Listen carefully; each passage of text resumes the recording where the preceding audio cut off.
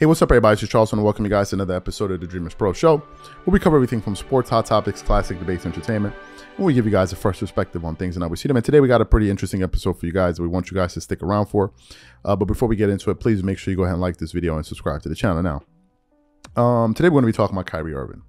Now, this is a story that's going to be breaking pretty quickly, so if you don't really know what's going on, we posted a video on our channel. Obviously, it depends on when you're seeing these shows. Where we're talking about the criticism that Joe Tsai, he basically criticized Kyrie Irving for promoting a particular documentary, and he basically told him that he doesn't support that, and the Nets even put out an official statement basically saying that they as an organization don't support that type of behavior. So that's that. So we have that information out there, but today I want to talk about a bigger problem that I'm noticing with Kyrie Irving and the Nets.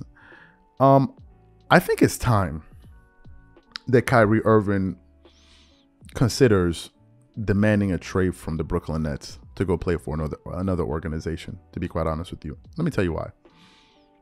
We understand that Kyrie Irving is a polarizing figure based on some of the things that he says and based on some of the things that he has done, right? Kyrie Irving is one of these people out there that you either like him or you dislike him, right? As y'all know, Kyrie Irving was teammates with LeBron James. It didn't work out. Their relationship ended. It was a messy ending, right? And then Kyrie Irving even went on ESPN First Take when Stephen A. Smith and Max Kellerman were there, where he basically said that, listen, I have no obligation to communicate to LeBron any of my decisions. And what ended up happening was a lot of people started to kind of turn on Kyrie Irving. There were some people that supported him, but there were a lot of people out there that essentially said, no, we can't get behind him. There was that.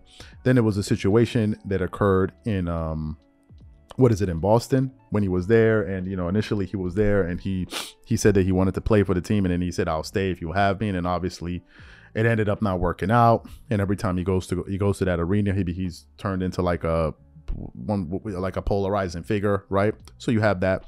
Then you have this situation with the Brooklyn Nets, right? I believe it was last season when the league was trying to get players to get vaccinated, and Kyrie Irving was one of the players that said, no, I'm not going to get vaccinated. It created that kind of drama within the organization. And at one point they sent him home, and then at another point they brought him back, and it created all this confusion. And of course, after they lost that first round series against the Boston Celtics, he came out and said, me, Joe, and the rest of Sean and all of us are going to manage the organization. So there seems to be like, Kyrie has this thing, right, where every now and then he finds himself in some type of drama. But here's the reason why I'm telling you that I think Kyrie Irving should consider demanding a trade from the Brooklyn Nets. I think that no matter what, I think organizations should support their players, right? And the last thing you want to see is an organization and your team throwing you out there to the wolves. Recently, Kyrie Irving put out this tweet that has drawn a lot of criticism. We read an article from Yahoo Sports discussing it. Some other big sports publications have picked it up, like ESPN, if I'm not mistaken. ESPN actually has an article. So basically, the article starts off with the headline, Nets condemn Kyrie Irving's promotion of anti-Semitic film. New York, Brooklyn Nets owner Joe Tsai issued a statement Friday night condemning guard Kyrie Irving's decision to promote an anti-Semitic film and book on his social media accounts. I'm disappointed that Kyrie Irving appears to support a film based on a book full of anti-Semitic disinformation. I want to sit down and make sure he understands that this is hurtful to all of us. As a man of faith, it is wrong to promote hate based on race, ethnicity, and religion. As Rolling Stone initially reported in an article earlier Friday, Irving promoted a movie called Hebrews to Negroes Wake Up Black America that, as a magazine points out, is stuffed with anti-Semitic tropes. Irving posted a tweet on Thursday that linked out to the film's Amazon page. The movie, which was released in 2018, is based on a 2015 book by the same name. The Brooklyn Nets strongly condemn and have no tolerance for promotion of any form of hate speech. The team said in a statement Friday, we believe that in this situation, our first action must be open, honest dialogue. We thank those, including the ADL, who have been supportive during this time. If I'm Kyrie, I'm like, wait a minute. What's going on here? This organization just basically threw me out to the wolves, right? It's one thing if we sat down, we spoke, we came to an understanding, and then we say, okay, we're going to put out this statement. But if you put that out immediately, the Nets already made a statement, Joe Tsai already made a statement, and you're going to put out there into the public that you're planning to have a conversation with Kyrie. Why don't you just have a conversation with him first and then put out a statement. Maybe if you sat down and spoke with him and you express your views, maybe you would come out with a different tone and say, listen, we don't support this after having a conversation with Kyrie Irving. We come to the conclusion, blah, blah, blah, blah, blah, blah, blah, and we hope to move forward and blah, blah, blah, blah, blah. But that's one thing.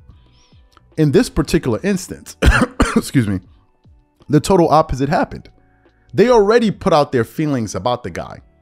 And by them doing that is going to create a lot of conversation. And most likely what's going to happen is a lot of people are going to be criticizing Kyrie Irving, and they're going to be using the comments of Joe Tsai and the Brooklyn Nets as a reference point to say, hey, listen, number one, we think what he said is what he did was absolutely wrong. And look, even his owner and his team disagree with him. And this is one of the reasons why we have a problem with Kyrie. If I'm Kyrie, I'm like, wait, you guys didn't even speak to me.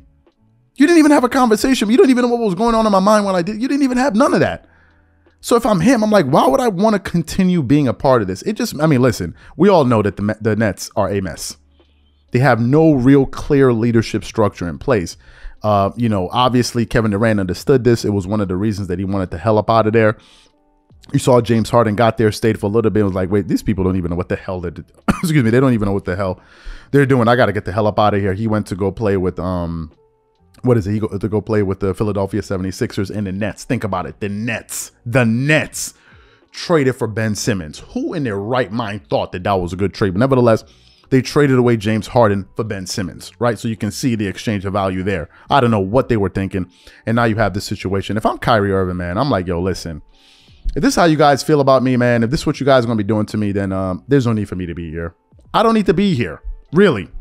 Because we didn't even have a conversation. You're just going to throw this out there. And if I'm him, I just want to get the hell up out of there, right? I just want to get the hell up out of there. So these are my thoughts and opinions on this situation. So the question to you guys is this. Number one, do you think Kyrie Irving is going to make a response? Do you think he's going to respond to the things that his team has said? And number two, do you think if you're in the position of Kyrie Irving, what do you do? Do you still want to be a part of this organization? Whatever you guys think, please leave your thoughts and comments in the comment section, and we catch you guys on the next one.